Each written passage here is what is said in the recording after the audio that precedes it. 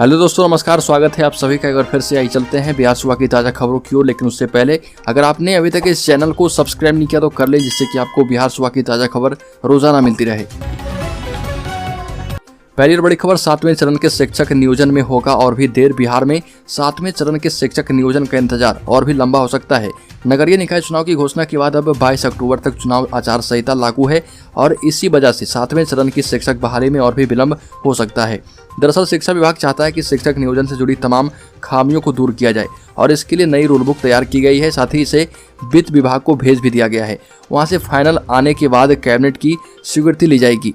बिहार में 22 अक्टूबर तक चुनाव आचार संहिता लागू है। नगर निकाय महत्वपूर्ण नियोजन इकाई है और इसी का चुनाव होना है। हालांकि नई बहाली सेंट्रलाइज तरीके से ली जानी है। इसके बावजूद नियोजन इकाई की भूमिका तो होगी ही। अगली खबर, नीतीश कुमार बोले सरकार बनी तो विशेष राज्य का दर्जा देंगे। 2024 को लेकर नीतीश कुमार ने बड़ा ऐलान किया है। कहा कि सिर्फ बिहार ही नहीं, सभी पिछड़े राज्यों को मिलेगा दर्जा। मुख्यमंत्री नीतीश कुमार ने कहा कि अगर 2024 में केंद्र में हमारी सरकार बनती है तो पिछड़े राज्यों को जरूर विशेष राज्य का दर्जा मिलेगा। ये भी कहा कि हम सिर्फ बिहार की बात नहीं कर रहे, अन्य कुछ पिछड़े राज्यों की भी बात कर रहे हैं जिन्हें यह दर्जा मिलना चाहिए। मुख्यमंत्री नीतीश कुमार को पटना के सीएम सेक्रेटेरिएट में ग्रामीण सोलर लाइट योजना का आरंभ कर रहे थे और इसके बाद उन्होंने मीडिया के सवालों के जवाब में ये बातें कही। अगली खबर, वैशाली में बॉयफ्रेंड के सामने गर्लफ्रेंड का गैंगरेप करने वाले 5 आरोपी गिरफ्तार। वैशाली गैंगरेप मामले में 5 दिन के बाद पुलिस ने सभी 5 आरोपियों को गिरफ्तार कर लिया है। वैशाली के एसपी मनीष कुमार ने इसकी पुष्टि की है। उन्होंने बताया कि हालांकि जिस लड़के आमोद को पीड़िता का बॉयफ्रेंड बताया जा रहा वह अभी भी पुलिस की गिरफ्त से दूर है। इसके कारण अभी पुलिस फिलहाल इस मामले का खुलासा करने से बच रही है। अगली खबर, बिहार में नीतीश कुमार ने बेगूसराय की घटना पर बड़ा बयान दिया। अल्पसंख्यक और पिछड़ी जाति के लोग थे, इसलिए जानबूझकर किसी ने किया होगा। सीएम नीतीश कुमार ने कहा कि बेगूसराय में किसी न किसी ने जानबूझकर ये धंधा किया है। जहां पर घटना घटी है वहां पर एक तरफ पिछड़े जाति के लोग थे और दूसरी ओर मुस्लिम समाज के लोग हैं। पुलिस अधिकारियों को हर तरह से जांच करने का आदेश दिया गया है। कुछ दिन पहले ही बैठक कर बिहार में पुलिस विभाग और गृह विभाग को कानून व्यवस्था ठीक रखने का निर्देश दिया। बेगूसराय की घटना पर जाति पर सियासत के साथ ही घटना में घायल और मृत की जाति भी जारी कर दी गई। इस लिस्ट के मुताबिक इस घटना में 8 जाति के लोग घायल हुए। इसमें राजपूत, ब्राह्मण, यादव, धानुक और पासवान आदि जाति के लोग शामिल हैं। अगली खबर, लालू यादव के साथ गठबंधन से बिगड़ी नीतीश कुमार की छवि। बीजेपी के निशाने पर आए मुख्यमंत्री। बिहार में अपराध खासकर बेगूसराय में सड़कों पर हुए शूटआउट पर भारतीय जनता पार्टी मुख्यमंत्री नीतीश कुमार को निशाने पर ले रही है।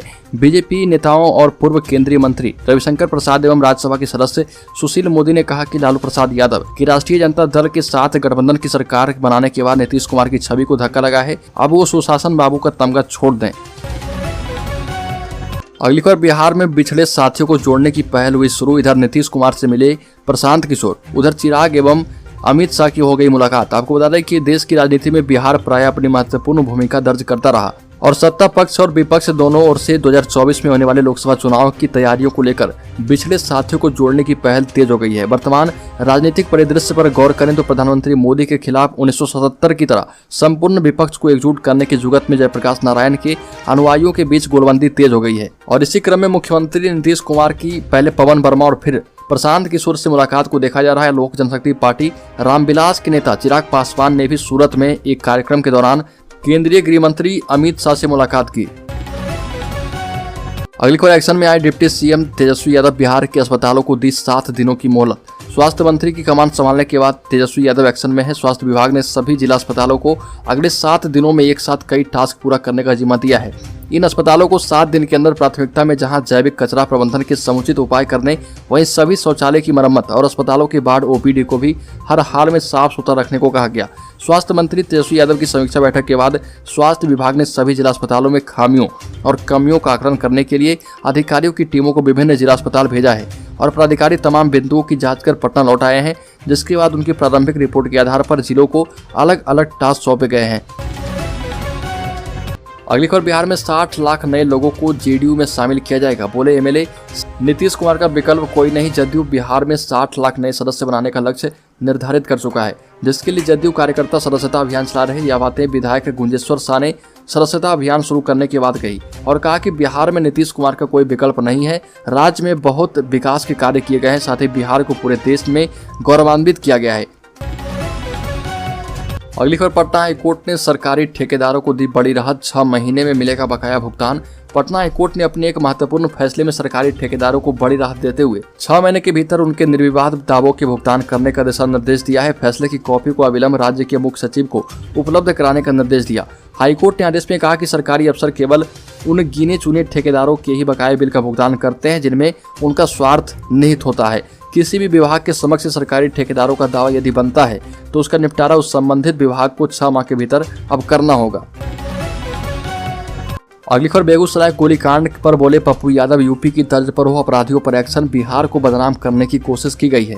बेगूसराय गोलीकांड को लेकर पूर्व सांसद एवं जन अधिकार पार्टी के राष्ट्रीय अध्यक्ष पप्पू यादव ने भाजपा पर दिखावा करने का आरोप लगाया। पटना में पप्पू यादव ने कहा कि सरकार पर सवाल उठाने वाले भाजपा के नेताओं की हत्यारों के खिलाफ बोलने की ताकत क्यों नहीं है। यह भी कहा कि इस कांड में जिस लुस्की का नाम आ रहा उसका केंद्रीय मंत्री और बीजेपी के कुछ नेताओं से संबंध है और इसकी जांच हो तो सब कुछ साफ हो जाएगा। इसके साथ ही उन्होंने यूपी की तर्ज पर अपराधियों पर एक्शन लेने की सरकार से मांग की है।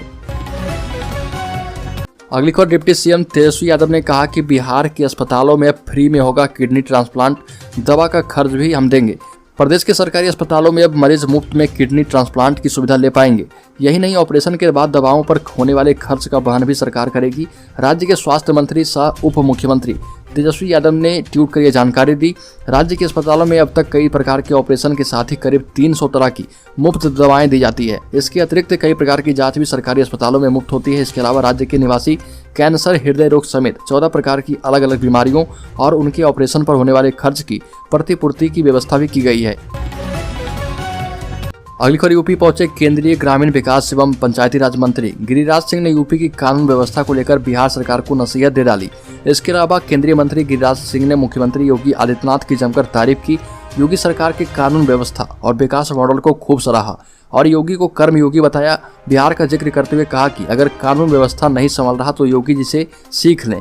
ग्राम पंचायतों को नेचुरल फार्मिंग पर ध्यान देना चाहिए। इससे देश के नागरिक अस्पतालों से दूर रहेंगे और कैंसर जैसी बीमारी में कमी आएगी। अगली खबर बिहार के अररिया में मिड डे मील खाने से करीब 100 बच्चे बीमार हुए। दाल चावल में छिपकली होने की जताई गई आशंका। अररिया जिले के फरबिसनगंज के मटियारी स्थित कन्या प्राथमिक विद्यालय के मध्याह्न भोजन खाने से करीबन 100 स्कूली छात्र बीमार हो गए, जिससे आनंद फानन में ग्रामीण अभिभावकों की ओर से फरबिसनगंज अनुमंडलीय अस्पताल में भर्ती किया गया है। अस्पताल में चिकित्सीय परीक्षण के बाद सभी बच्चे स्वस्थ और खतरे से बाहर बताए गए।